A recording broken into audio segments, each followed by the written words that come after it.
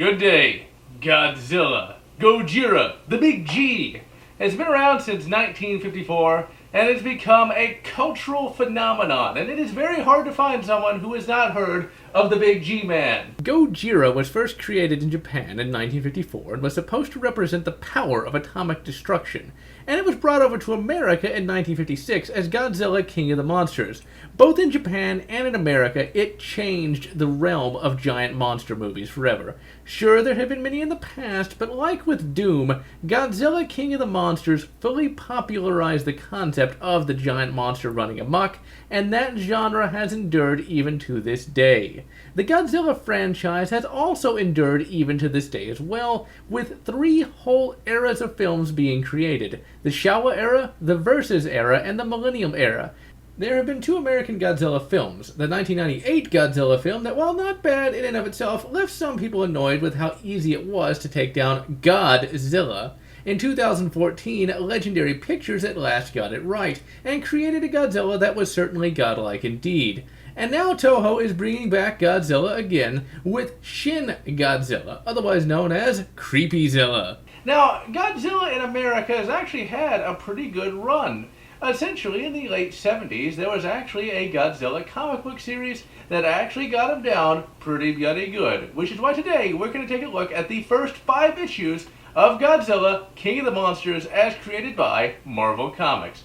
So with that, let's crack it open and take a look. The Godzilla Marvel Comics series would last from 1977 to 1979 and would consist of 24 issues, and they were written by Doug Mowick and drawn by Herb Trimple. Today, we are going to be taking a look at the first 5 issues of the comic, and they cover the first story arc. The first cover for the comic is excellent, and shows Godzilla doing what he does best, smashing the shit out of a city. Godzilla himself looks bloody awesome, and Herb chose a very good version of the Godzilla suit to use. This Godzilla is based upon the King Goji suit, otherwise known as the suit in the King Kong vs. Godzilla movie, which for the longest time was the most popular Godzilla movie of all time. We also see that Godzilla is using a flame version of his atomic breath, which looks pretty cool, even if I prefer the traditional blue laser blast. The cover of the second issue is not quite as good as the first. It's a little less detailed, and is a little less awesome and more humorous. Here we have Godzilla chowing down on a building in Seattle, and that looks less menacing and more like Godzilla just needs more iron in his diet. Cover 3 looks a little better. We have a close-up of Godzilla's face with a couple of superheroes trying to attack him. The art looks decent enough, but the Big G's face looks a little squished, and I'm not really sure what Black Widow is doing down there. Trying to seduce him, I guess? Okay, now we're talking. The Big G Monster is at last kicking the crap out of another giant monster. The art here is super detailed down to the individual scales on Godzilla, and Godzilla looks bloody awesome and quite menacing. The giant monster Betragon also looks quite cool as well, and looks a great deal like an actual dragon. The last cover of the story arc is just okay. It's not nearly as detailed as the previous cover, and is just busy looking. It has Godzilla fighting off 3 monsters this time, and the cover just looks cluttered, and the monsters he is fighting also look like second stringers, but it is cool to see something that looks like Mothra in the background. The comic opens with Godzilla Hulk smashing his way out of an iceberg, and looking bloody awesome while he's doing it. The fact that this comic starts on Godzilla looking super menacing and smashing out of an iceberg and through a ship shows you that they understood what Godzilla was supposed to be. All throughout the comic, whenever Godzilla shows up, there are these caption boxes that give rather overdramatic narration. It happens quickly. As in the worst of nightmares, the vision of the incredible behemoth has scarcely been absorbed before the shock of his berserk fury demands to be felt. Over the course of the comic, Godzilla smashes the shit out of Alaska, and the art is really bloody awesome, and you see just how big the Big G-Man really is. And that's one of the major issues with Godzilla movies. Godzilla never looks big enough. Half the time it does just look like a guy in a rubber suit stomping around. When Godzilla looks really good, it's because he was filmed appropriately. A guy in a rubber suit can indeed look like a giant monster if you actually use appropriate cinematic techniques. So with Alaska wrecked, it's time to do something about Godzilla the Fire Lizard. So S.H.I.E.L.D. is called in. This being the 70s, the helicarrier looks rather steampunkish. And what in the name of Yzmir is up with Nick Fury's face? I have no idea why he's pulling that expression. Seeing as how this is the Nick Fury that would later be played by David Hasselhoff, he's probably just getting a premonition of Baywatch Nights. Now, Nick Fury does not actually play a major role in this comic series for whatever reason, as he disappears after the first issue and is instead replaced by Dum Dum Dugan, a character from the S.H.I.E.L.D. comics who would also be seen in Captain America: The First Avenger.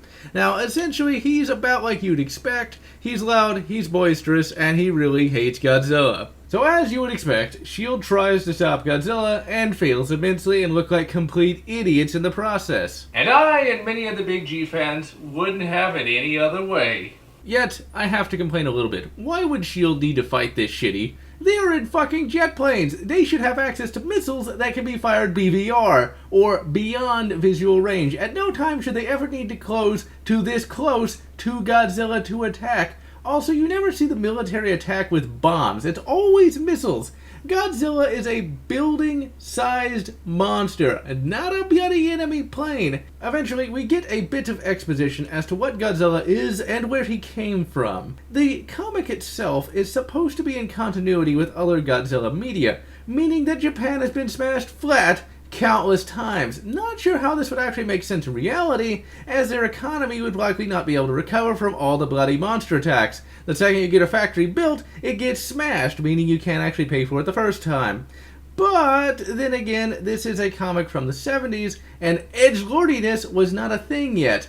So the excuse of they just rebuilt after the monster attacks does seem legit here. And well, would you want to read about the country being depopulated by giant monsters? I think not, as that would take away the overall fun of this comic. Ultimately, S.H.I.E.L.D., being out of their league because they have access to missiles that must be fired at point-blank range, decides to contact Tony Stark. And Robert Downey, of course, does not decide to fly down there with the Iron Man suit to attack Godzilla. Instead, he sends them a big-ass laser cannon. During the previous exposition, we were introduced to some Japanese characters who are a bit of an authority on Godzilla, and when they get ready to shoot the Big G, one says that the evil Americans will try and kill him without understanding Godzilla. And this character would be an idiot. Why? Because Godzilla just finished smashing up Alaska and killing untold numbers of people. He's ready to go smash up another city and kill untold numbers of people there. He's already smashed up Japan multiple times, killing who knows how many people there. Why, by this point, would anyone care what Godzilla thinks or what he feels? Really, he's trying to wipe out humanity, or at the very least, he's a very destructive animal, and in any event, he needs to be stopped. Understanding him isn't going to do anything. Knowing why he's smashing you doesn't really stop him from smashing you. Well, as you would expect, the laser cannon worked about as well as anything else does on Godzilla, and just pisses him off. And he continues to wreck some more shit, and then he gets bored of wrecking shit and decides to wander off. The second comic opens with Godzilla wandering off towards Seattle, because I guess he wanted some coffee. And of course, when he gets there, he starts killing numerous people and destroying the city. But remember, we just need to understand Godzilla. His feelings are much more important than those tiny people he is killing. And that's really what the comic goes for. Godzilla is just angry, and it's humanity's fault for angering him. And that we should just leave him alone.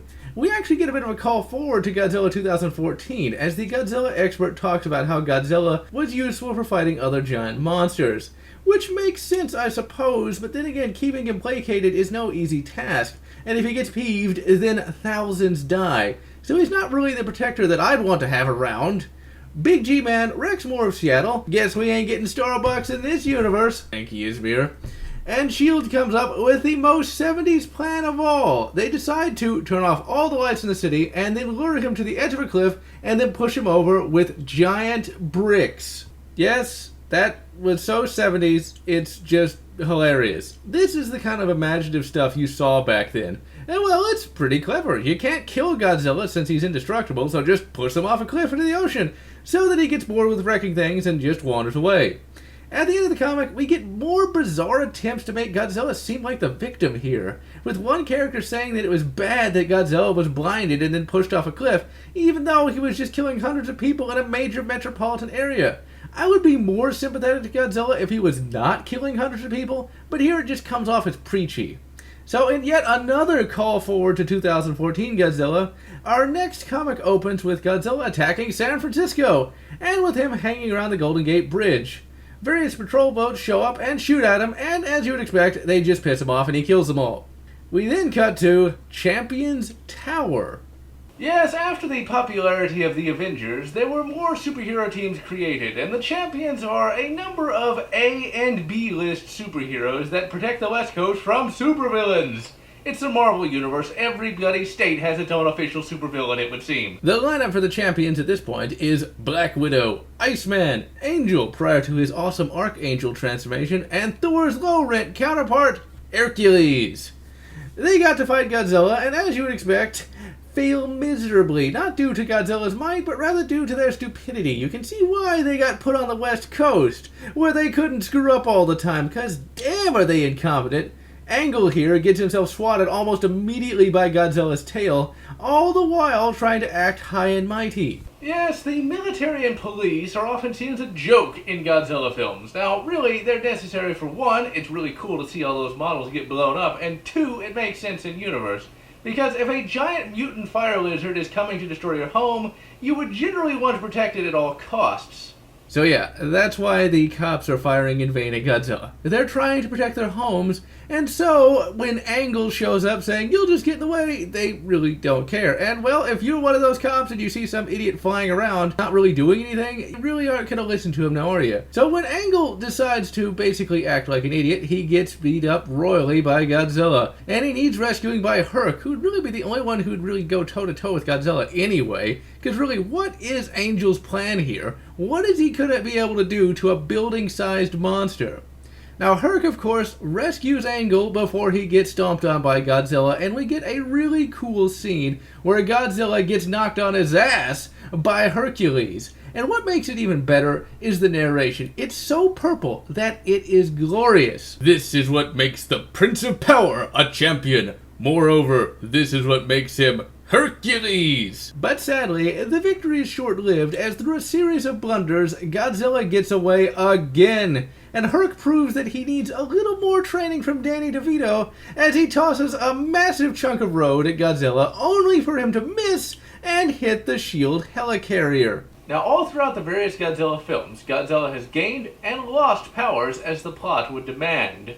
And in this universe, it would seem that Godzilla can generate a stupid field that lowers IQs of all the enemies around him to the levels of modern-day Marxists. So after having defeated the might of the champions, and making S.H.I.E.L.D. look as competent as the Red Army in 1941, we get a comic where Godzilla is going to do what he does best. Beat the shit out of another monster. Now, where the Avengers are as the West Coast gets ravaged, I really couldn't say. Probably fighting some secret war or another. The comic opens with a really cool panel of Batragon attacking a ship. Both are exquisitely detailed. And the next page has Godzilla kicking some ass. And I just love this panel where Godzilla is surfacing. He looks menacing as all hell, and you just know there's going to be some great carnage. Godzilla kicks Batragon's ass, but before Godzilla can finish the job, Batragon escapes by flying away like a little coward. Then the comic gets weird, or shall I say weirder than it already is. No longer is Godzilla the main villain. Rather, we get introduced to some Cobra wannabes, and we learn that Batragon was sent to disable the tanker so that these Cobra wannabes could play Somali pirates and steal some oil. Yes, ladies and gentlemen, in this particular universe, it makes more sense to use a giant kaiju to hijack an oil tanker than, say, RPG or something like that.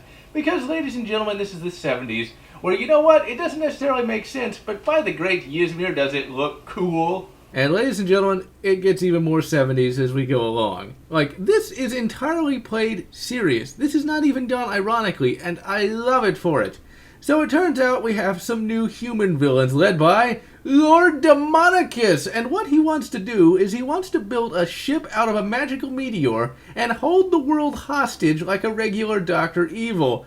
But he is even more fiendish than that. He has also enslaved some Inuits to build this mighty meteor ship. And of course, their evil base is located in a volcano. Godzilla follows Batragon back to the supervillain's volcano lair and proceeds to help out the Inuits by smashing shit. and it's implied that he's some kind of a protector and blah blah blah. But let's face it, was he acting like a protector in Seattle? Unless he was protecting them from the evils of Starbucks coffee, I think he was just a giant monster rampaging, and I have a feeling he's just a giant monster rampaging here, and he's just helping them out, not by design, but by accident.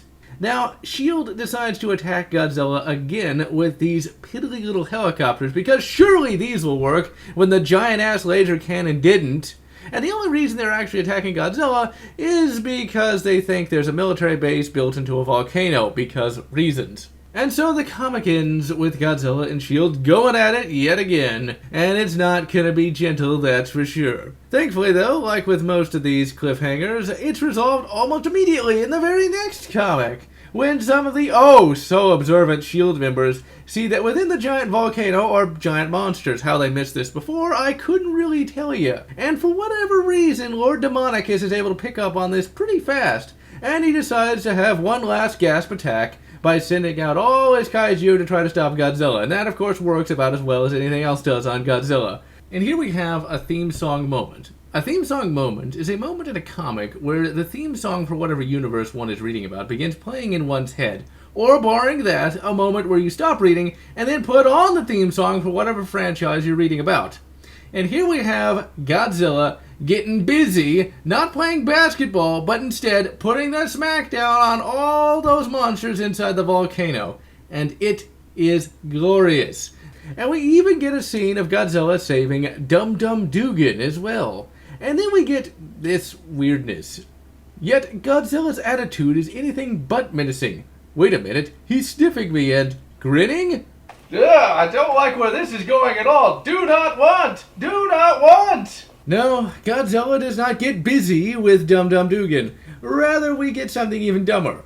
This comic expects us to believe that Godzilla was benevolent all along. Yeah, this and this is perfectly benevolent. This Godzilla is more or less what the Versus series Godzilla would become. An asshole who will just as soon destroy a city as save it. Which is exactly as Godzilla should be, in my opinion at least. So in the end, Lord Demonicus is unmasked and taken into custody. And Godzilla, the hero of the day, swims off into the sunset to smash cities yet again. I highly recommend hunting down Godzilla the Marvel comic, because it is highly entertaining and well worth the read.